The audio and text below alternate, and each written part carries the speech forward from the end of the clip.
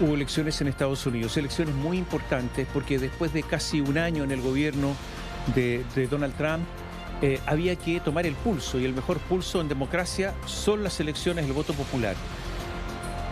Hubo elecciones en Virginia, en Nueva Jersey, en New York, en Nueva York, en California, en Ohio, en Connecticut, en Nueva Jersey, de distintas autoridades, en algunos casos de gobernadores, en otros casos de alcalde, en otros casos hubo un referéndum, pero siempre la política estaba ahí entre demócratas y republicanos. Ganaron los demócratas. Esta ha sido una derrota tremenda para Donald Trump.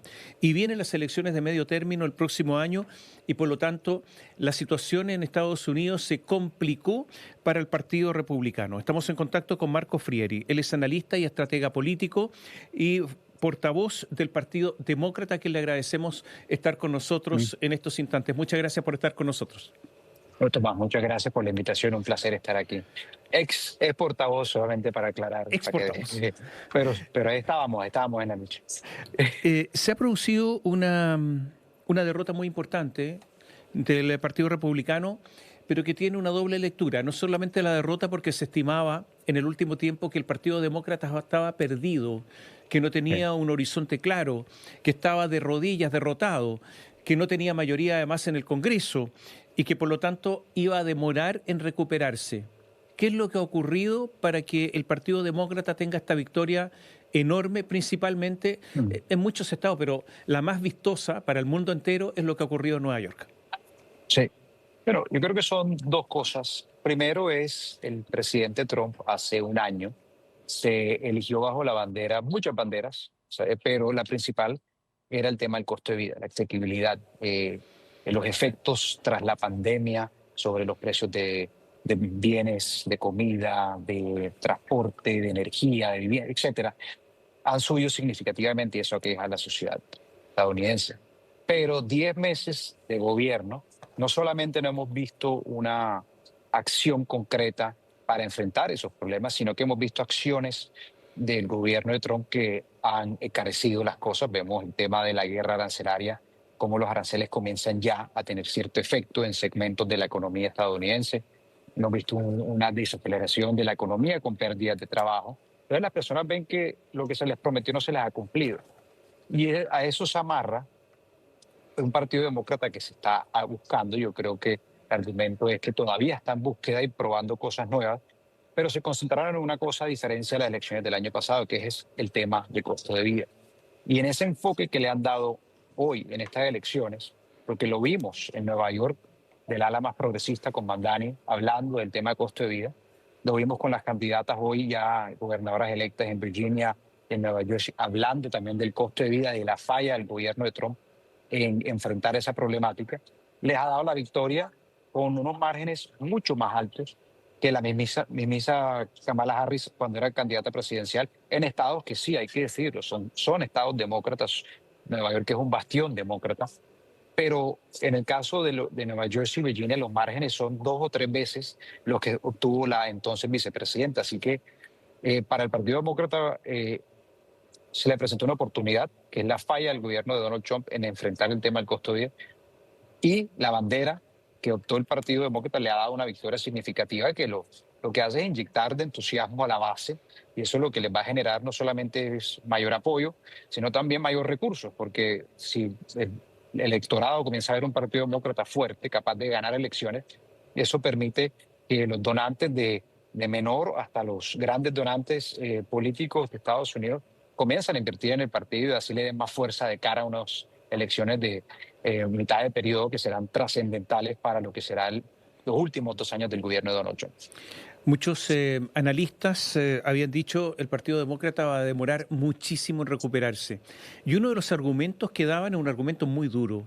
Habían dicho tener como candidato a Joe Biden, que haya una cúpula de un partido que se dé cuenta que no estaba en condiciones de ser presidente y sin embargo esconder, tapar todo esto, va a ser un peso que va a cargar el Partido Demócrata por mucho tiempo, porque algunos incluso dijeron, este fue una especie de estafa, de engaño al pueblo norteamericano con un candidato que no era capaz de gobernar, pero que taparon esas inhabilidades. Eso no pasó, no está pasando. ¿Por qué? Bueno, yo creo que primero sí las personas han tomado un disgusto hacia el partido porque para ellos vieron eso. Una persona que estuvo cerca y vio, el presidente estaba en capacidades, pero hubo un mal debate, claramente vimos lo que pasó, el efecto político que eso generó, pero de eso sí hay una reacción negativa, no solamente del electorado general, pero particularmente del votante demócrata. Yo creo que no es momento de cantar victoria todavía porque por más que nos haya ido bien en estas elecciones, que el partido haya visto resultados significativos, en las encuestas todavía la favorabilidad del Partido Demócrata está muy, muy bajo. Creo que está rondando casi el 30%, que es un número trágicamente más bajo que el mismo presidente. Así que yo creo que todavía no se puede cantar victoria. Creo que se han juntado la oportunidad de la falla de Donald Trump como gobierno y estas elecciones, pero todavía creo que el partido tiene mucho por hacer.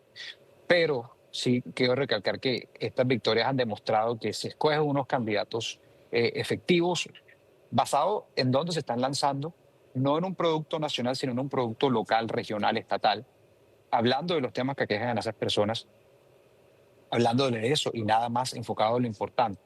Yo creo que puede ser exitoso ese modelo, como lo demostró estas elecciones y posiblemente en el 2026, enfocado en lo que importa y no en temas sociales, no en estas guerras culturales que han sido de la página principal en los medios y en la política de Estados Unidos por los últimos 8 años, pero enfocado en lo que es cómo mejoramos la calidad de vida, el costo de vida, la accesibilidad del ciudadano americano. Y eso le ha dado réditos al partido y es el camino que creo que deben seguir para las próximas elecciones.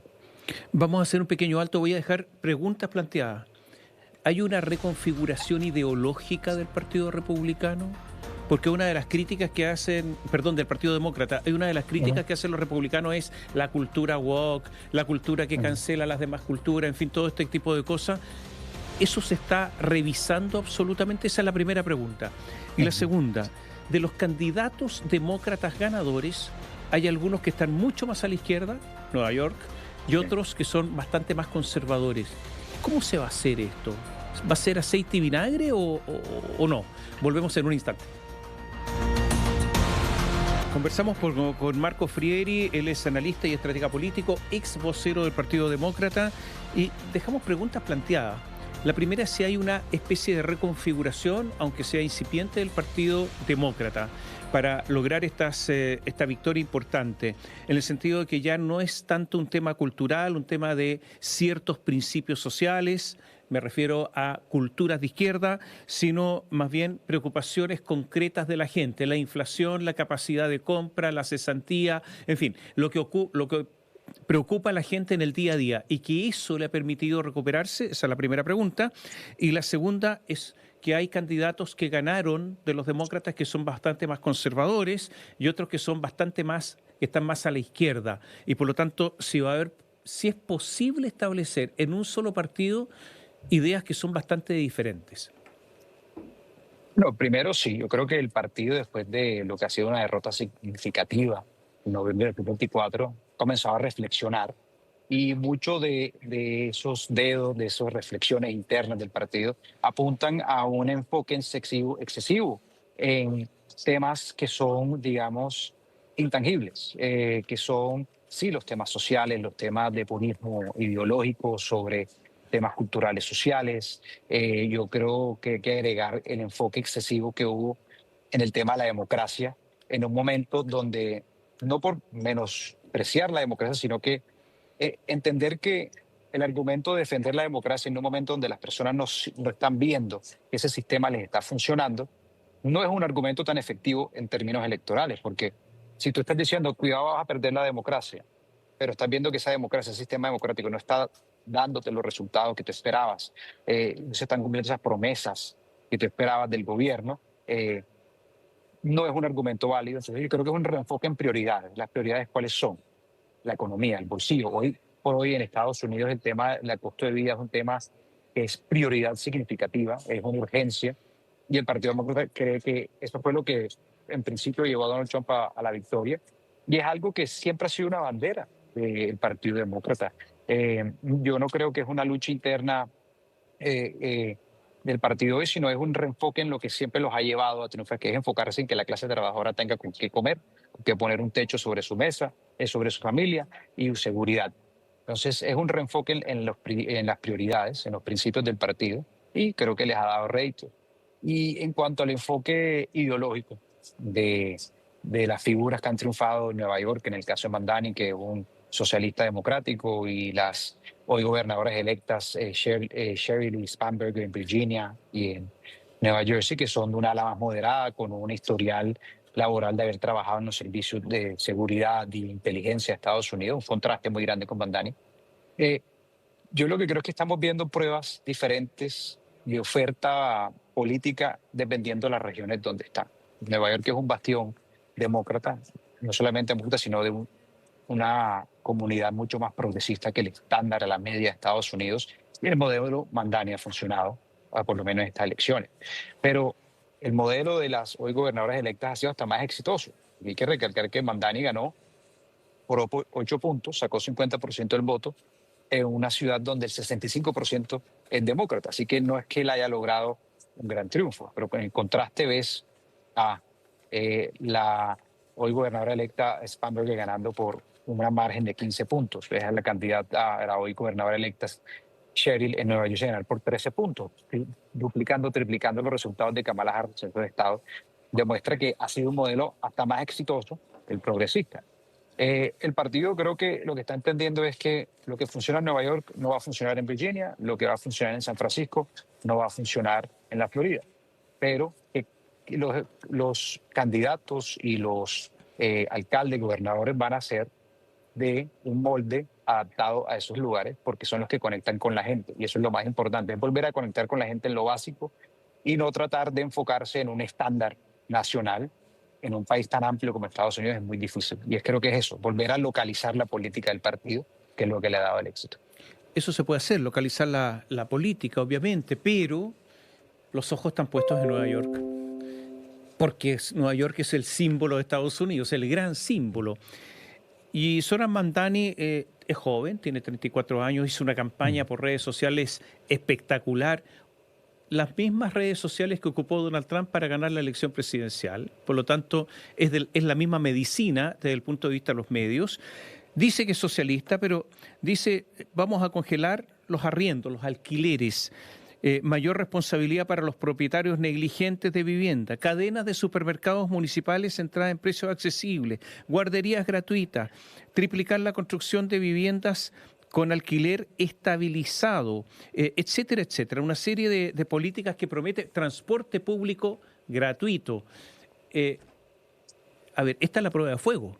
Aquí van a estar todos mirando y por lo tanto el éxito o el fracaso de Zohran Mamdani va a ser posiblemente el éxito o fracaso del Partido Demócrata, ¿no?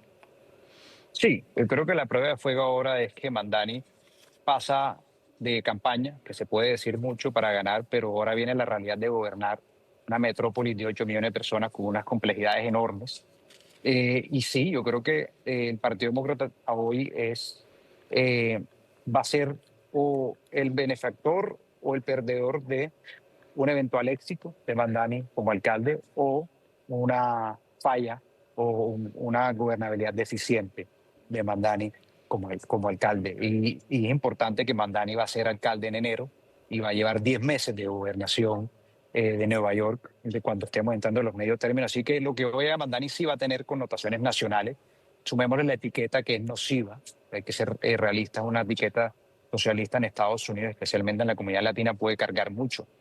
Y esa ha sido, creo que, la diferencia que muchos hemos tenido con Mandani. Reconocemos esa capacidad mediática de manejar los medios, de conectar con la gente y estar en las calles hablando con la gente y teniendo conexiones auténticas, que es la lección creo que le ha dado al partido completo. Es una modernización de cómo contactarse, cómo relacionarse con el electorado, pero sus políticas, como todas las que mencionaste, algunas en práctica, algunas imposibles, algunas dañinas. El tema de la vivienda es muy complejo, ya han sido políticas aplicadas en otros lugares y no han funcionado, lo de congelamiento de arriendos.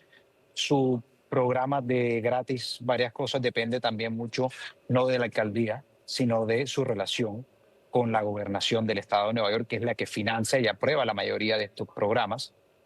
Sus posibilidades en implementar políticas impositivas, más impuestos a las clases altas y a las empresas, corre riesgo de ahuyentar, de hacerlos ir de Nueva York, como ya hemos visto tras la pandemia, de una migración significativa de empresas y personas de Nueva York a estados como la Florida con cargas impositivas más bajas.